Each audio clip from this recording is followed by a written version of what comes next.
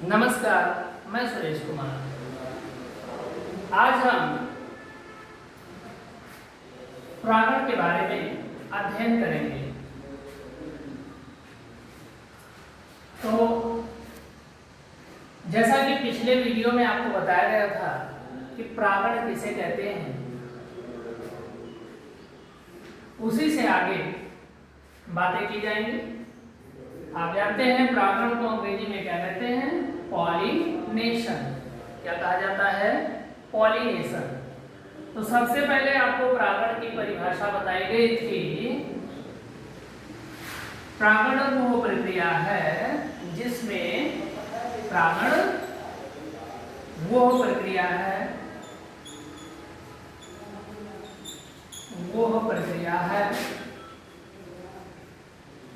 जिसमें पुष्प के नर जननांग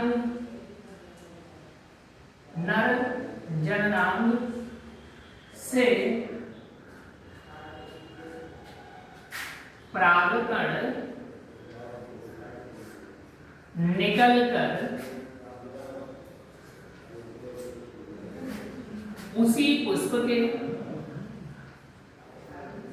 के या दूसरे पुष्प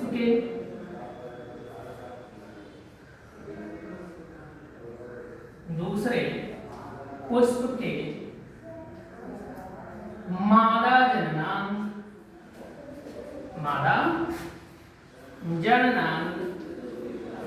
पर पहुंचते हैं। ध्यान दीजिएगा। तो परागण क्या है?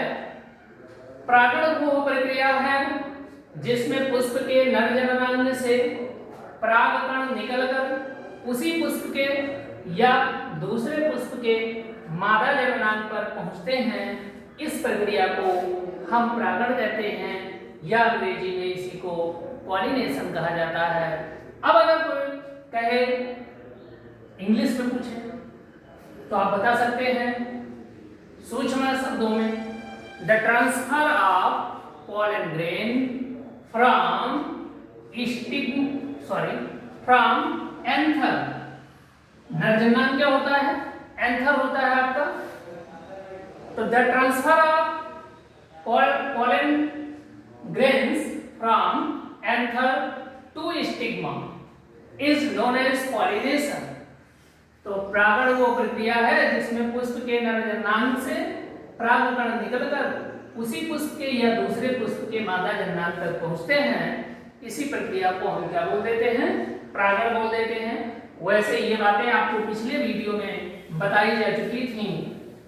अब इसके बाद इसके आगे हम लोग अध्ययन करेंगे परागण के प्रकार।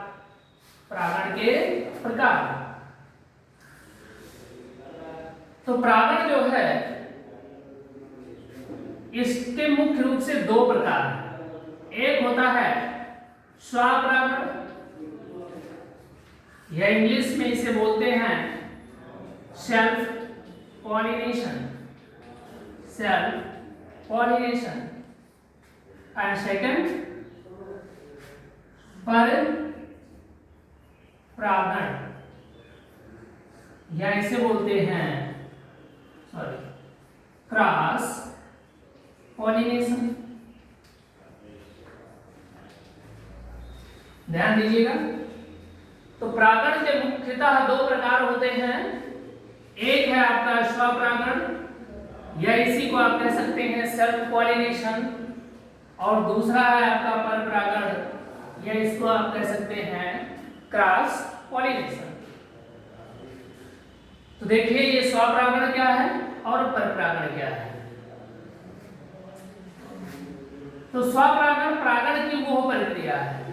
स्वपरागण परागण की वो प्रक्रिया है जिसमें उसी पुष्प के परागकण उसी पुष्प के, ध्यान देंगे,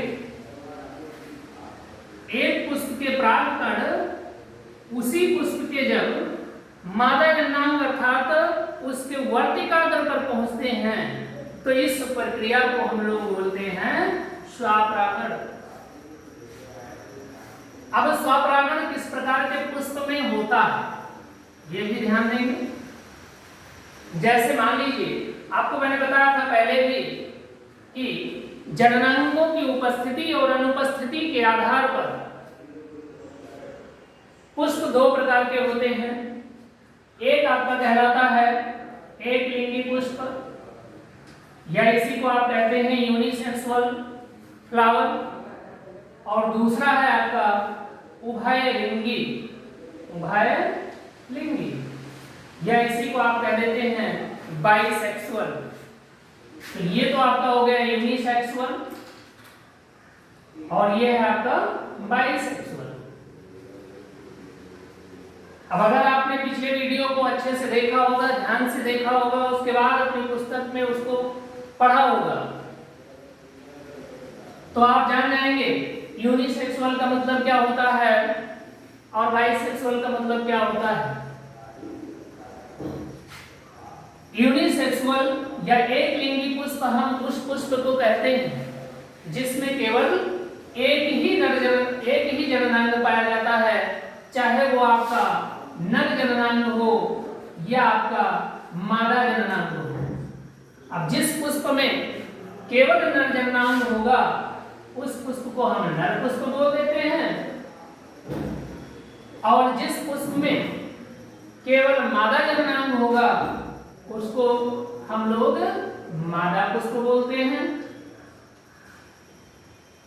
ठीक, तो ये तो हो गई बात एक लिंगी पुष्प की। एक लिंगी पुष्प दो प्रकार के हो सकते हैं, एक नर पुष्प, दूसरा मादा पुष्प, या इसी को आप इंग्लिश में कह सकते हैं male flower and female flower. तो मेल फ्लावर जो होगा उसमें केवल मेल रिप्रोडक्टिव ऑर्गन्स पाए जाएंगे, फीमेल फ्लावर में केवल फीमेल रिप्रोडक्टिव ऑर्गन्स होंगे, अर्थात मेल वाले में एंड्रोइसियम पाया जाएगा और फीमेल वाले में गाइनोइसियम होगा। और दूसरा टाइप जो है आपका बाइसेक्सुअल का, बाइसेक्सुअल में दोनों प्रकार के रिप्रोडक्टिव ऑर्गन्स एक ही फ्लावर के अंदर पाए जाते हैं, इसलिए ऐसे पुष्प को हम बोल देते हैं उभयलिंगी या बाइसेक्सुअल फ्लावर। अब आप ध्यान देंगे यूनिसेक्सुअल एंड बाइसेक्सुअल। अब स्वपरागण में आपको बताया गया कि जब एक पुष्प का परागकण उसी पुष्प के वर्तिकाग्र पर पहुंचता है तो उस प्रक्रिया को हम स्वपरागण कहते हैं। और स्वपरागण की प्रक्रिया जो होगी वो एक लिंगी पुष्प में नहीं हो सकती। क्यों नहीं हो सकती? क्योंकि ऐसे पुष्प में या तो मेल रिप्रोडक्टिव ऑर्गन है या तो फीमेल रिप्रोडक्टिव ऑर्गन है, दोनों एक पुष्प में है ही नहीं, तो कैसे पहुंचेंगे? तो स्वपरागण की प्रक्रिया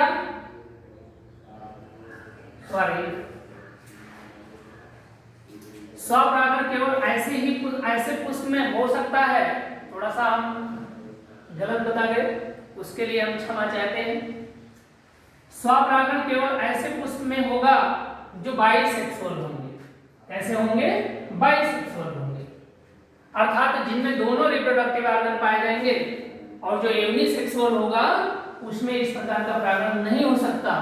क्यों नहीं हो सकता? क्योंकि उसमें दोनों प्रकार के जननांग उपस्थित ही नहीं है।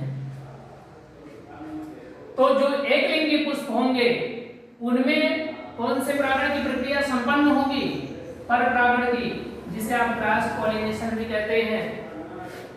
अब समय को ध्यान में रखते हुए इस पर चर्चाएं जो है थोड़ा अगले वीडियो में की जाएंगी, क्योंकि अगर इसकी विस्तृत व्याख्या की जाएगी तो समय कम पड़ जाएगा। अब इसको भी थोड़ा सा जान लीजिए, फिर आगे बढ़ते हैं। परपरागण परागण की वो प्रक्रिया है जिसमें एक पुष्प का परागकण दूसरे पुष्प के वर्तिकाग्र पर पहुंचता है। तो एक पुष्प से निकलने वाला परागकण कहां पर पहुंचेगा? दूसरे पुष्प के वर्तिकाग्र पर। किस पर? वर्तिकाग्र पर। तो इस प्रकार की जो परागण की प्रक्रिया होगी उसको हम लोग बोल देंगे क्रॉस पॉलिनेशन।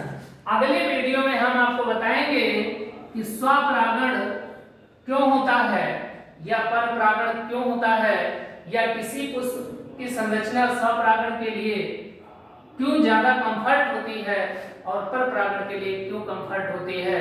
धन्यवाद।